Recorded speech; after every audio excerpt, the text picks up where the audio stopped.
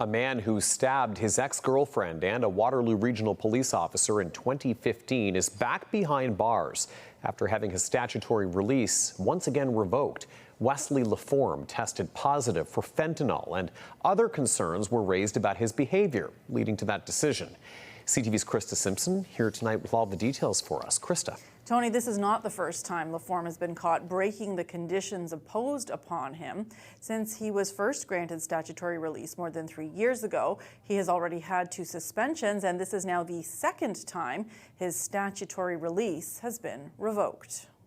In April 2015, Wesley Laforme broke into his ex-girlfriend's home on Morningcombe Drive in Cambridge and used a kitchen knife to stab her in the neck, face, and shoulder.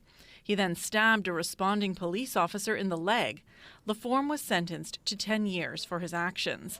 He was first granted statutory release, a method of reintegration into the community once 2/3 of a sentence has been served, in June 2022. It has been suspended twice and revoked once before due to drug use and a physical altercation. In the latest incident, dating back to August, Laforme's urine tested positive for fentanyl. He denied using the drug but did admit to associating with women, potentially breaching a rule that he had to report any relationships.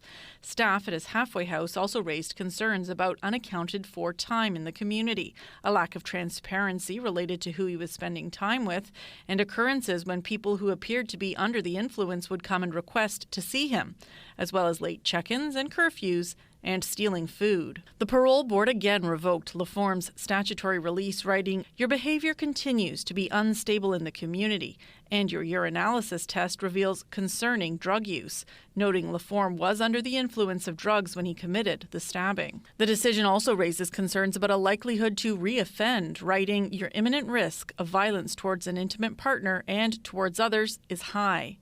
The board has also added a residency condition for when Laforme next receives statutory release. He must stay at a halfway house or an approved psychiatric facility, the decision stating you have not presented a viable plan for your release, and it appears you require a significant degree of support, structure, and oversight to manage your risk.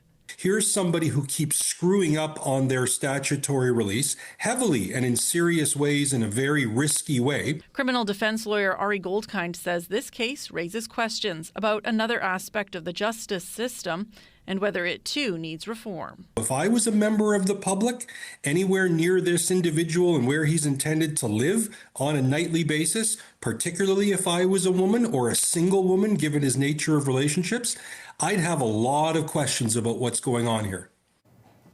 Exactly when Laforme will be eligible for his next statutory release isn't something that the parole board shares publicly. Tony. Krista Simpson reporting. Krista, thank you for that.